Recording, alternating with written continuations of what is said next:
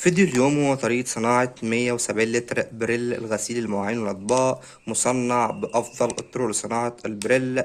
حاجة روعة، حاجة ممتازة وبجودة عالية جدا، وكمان مقللين فيه من نسب التيلوز ونسب الملح. منتج فيه خبرة سنين في مجال صناعة المنظفات، حاجة هتتشرف بيها قدام زباين محلك. فيلا بينا على طريقة التصنيع. السلام عليكم ورحمة الله وبركاته، وأهلا بكم حبايبي متابعيني الكرام من مصر جامعة الدول العربية. دمتم ودامت أيامكم بكل الخير والحب والسعادة. بعد بسم الله والصلاة والسلام على رسول الله صلى الله عليه وعلى من والاه. معكم أخوكم أحمد الكومي، الأمل للتعليم صناعة المنظفات.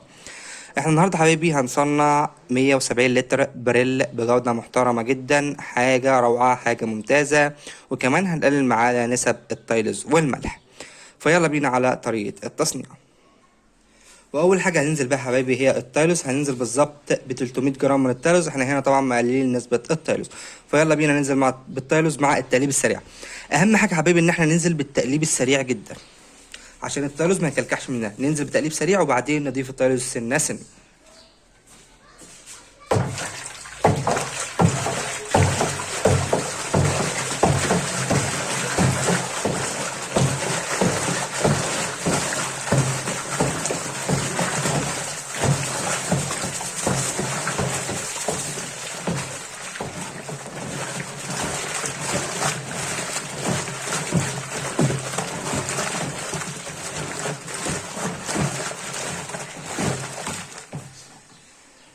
وزلنا بالتايلوس مع التقليب السريع، ويفضل ان حد يرش لك التايلوس، وبعد ما حد يرش لك التايلوس تقلب انت بشكل سريع.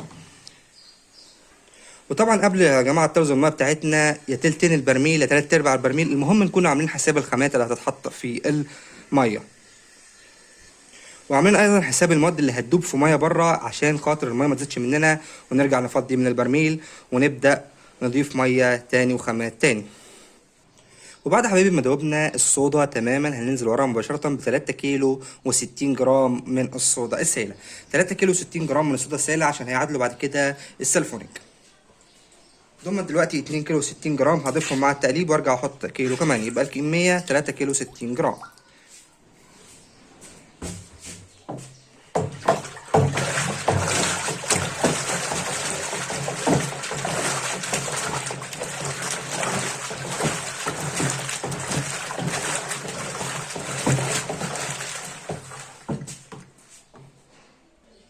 ودلوقتي هنضيف بقية الصودا ونقلبها كويس جدا، يبقى كده 3 كيلو 60 جرام صودا سايلة. لو هنضيف صودا قشور طبعا هنضيف نص الكمية فقط، لأن تركيز الصودا القشور ضعف تركيز الصودا السائل.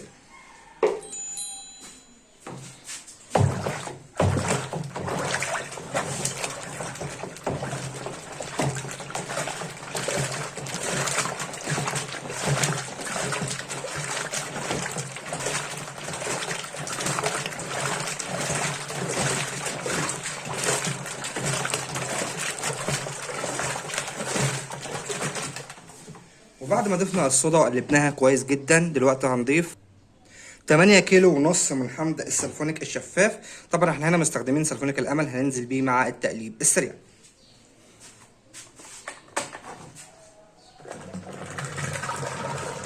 شايفين حبايبي السلفونيك النقاء والشفافيه بتاعته، سلفونيك حاجه ممتازه جدا، ده سلفونيك الامل خاص بينا.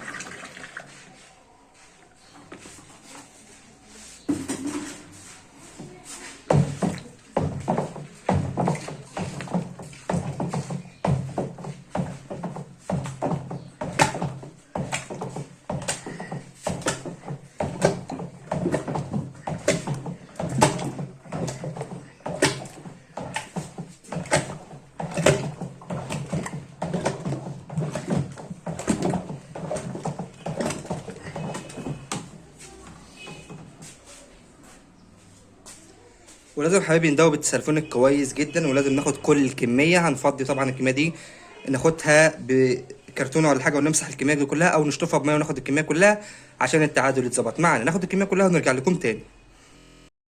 وبعد حبايبي ما دوبنا السلفونيك تماما واستنينا لما السلفونيك يهدى شويه عشان درجه حرارته تقل، لان تفاعل الصودا مع السلفونيك بيحصل درجه حراره، فهنا البيتش مش هيكون مظبوط. نصبر شويه عليهم، وبعد ما نصبر شويه ناخد نقيس البي اتش بتاعنا بورقه اختبار البي اتش. اهم حاجه واحنا بنقيس البي اتش نقيس في مكان ما فيهوش رغوه، يعني ندي تقليبه بالشكل ده وناخد بعيد عن الرغوه.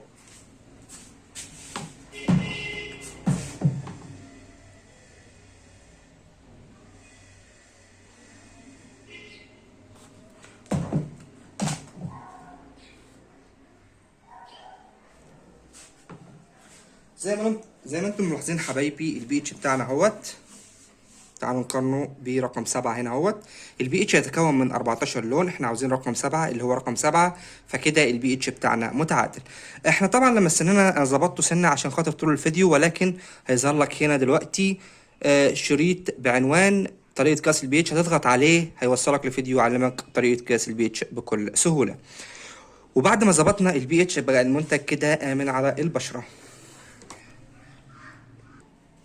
وبعد حبايبي ما ظبطنا البي اتش بتاعنا كويس جدا، دلوقتي انا مدوب 2 كيلو ونص تكسبون في 8 اضعافه ميه، يعني حوالي يعني نقول 2 كيلو ونص تكسبون في حوالي 15 لتر ميه.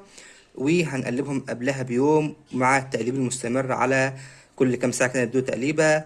بعد ما يعدي يوم كامل هتلاقي التكسبون داب معاك بكل سهوله، فيلا بينا نضيفه مع التقليب.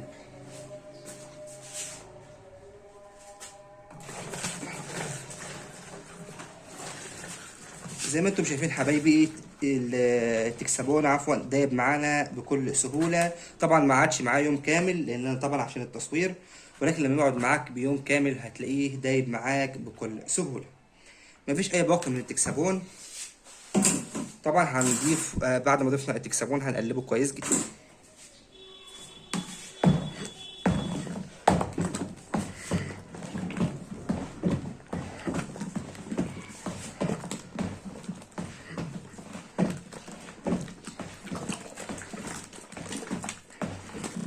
وبعد حبايبي ما قلبنا التكسبون كويس جدا، دلوقتي هنضيف معانا 750 جرام من البي بي 4، كيلو الا ربع من البي بي 4. البي بي 4 من الزيوت الجميله جدا اللي هتزود لي من رغوه المنتج.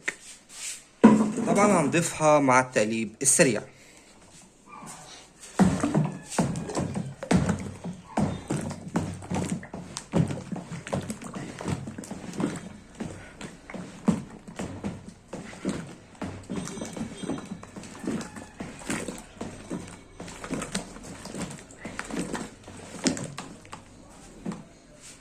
وبعد ما قلبنا البي بي 4 كويس جدا، وبعد حبايبي كده ما دوبنا معانا البي بي 4 كويس جدا اللي هيزود لنا من رغوه المنتج، دلوقتي هنضيف الملح اللي هيدينا اللزوجه النهائيه.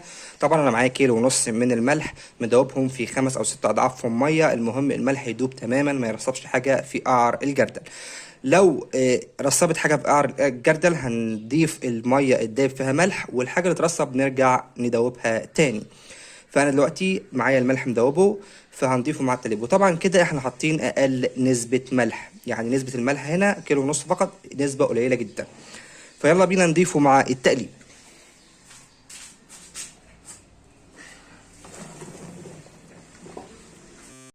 وبعد ما نزلنا بالملح هنقلبه كويس جدا جدا بطريقة سريعة، يعني سريع رقم ينزل الملح ندوبه على طول.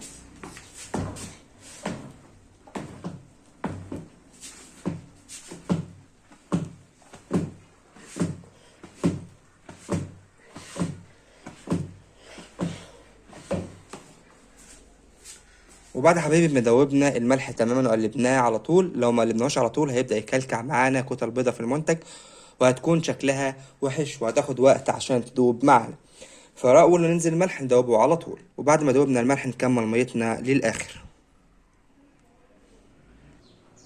وبعد حبايبي ما كملنا ميتنا للآخر، دلوقتي أنا مدوب 15 جرام من اللون الأصفر عليهم 40 جرام من اللون الأزرق، يبقى 15 جرام أصفر عليهم 40 جرام أزرق، هيدوني بالظبط ريحة لون بريل. بالظبط هيدوني بالظبط لون بريل. هضيفهم طبعا مع التقليب الجيد.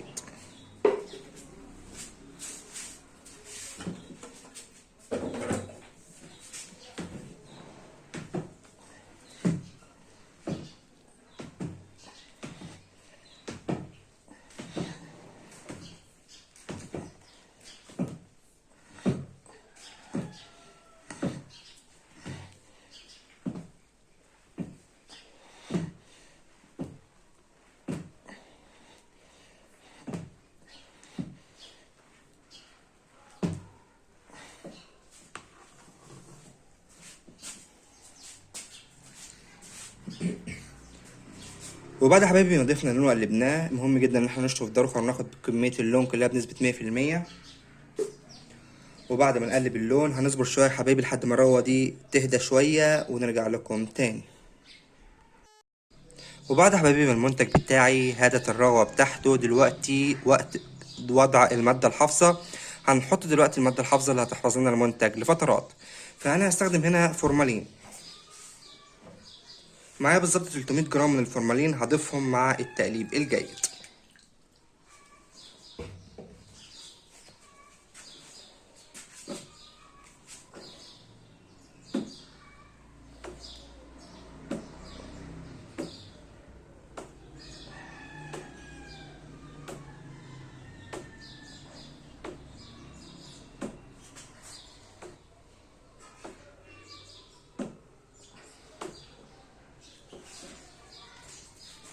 ومهم جدا ان نقلب الفورمالين كويس جدا. وبعد يا حبايبي ما حطيت الفورمالين هصبر عليه يوم او اكتر من يوم يكون افضل، عشان ريحه الفورمالين ما تاثرش على الريحه. بعد كده هحط الريحه. طبعا لو هنستخدم مواد حافظه امنه زي البيكرول او البرماتول فدي افضل كتير للمنتج ومش هتجيب ريحه نفاذه زي الفورمالين. فانصحكم تستخدموا برماتول او بيكرول او اي ماده خاليه تماما من الفورمالدهايد لانها مضره طبعا، واحنا المتوفر عندنا دلوقتي فورمالين فقط. وبعد يوم كامل من وضع الفورمالين، ولو هتحط مادة حافظة تانية ممكن تحط وراه مباشرة من الريحة، فبعد يوم كامل من وضع الفورمالين هنحط بالظبط 120 جرام ريحة زيتية، عليهم ربع كيلو جليسرين، هنخلطهم جيد جدا وهنضيفهم للمنتج. يبقى كده المنتج بتاعنا انتهى، وكده معانا منتج عالي جدا مصنع بأفضل الطرق. قللنا من نسبة الطيز والملح، حاجة روعة، حاجة ممتازة هتتشرف بيها قدام زباين محلك. وبكده تعالى دلوقتي نشوف المنتج النهائي بتاعنا. لزوجة روعة، لزوجة ممتازة بأقل نسبة تايلز وأقل نسبة ملح، شفافية روعة، منتج روعة، في خبرة سنين يا جماعة في مجال صناعة المنظفات. منتج أي حد هيستخدمه هيعجبه جدا جدا جدا. وفي النهاية لو عجبك الفيديو اعمل اعجاب بالفيديو واشترك بالقناة وفعل الجرس حتى تصلك كل ما هو جديد من اخوكم احمد الكومي، الامل لتعليم صناعة المنظفات. واهم حاجة دعوة حلوة من القلب لان احنا بنعمل ده كله علشان صلاح دعاكم، فما تنسوناش من صلاح دعاكم، وما تنسوش الدعاء لوالدي بالرحمة والمغفرة. يلا والى اللقاء في فيديوهات قادمة ان شاء الله.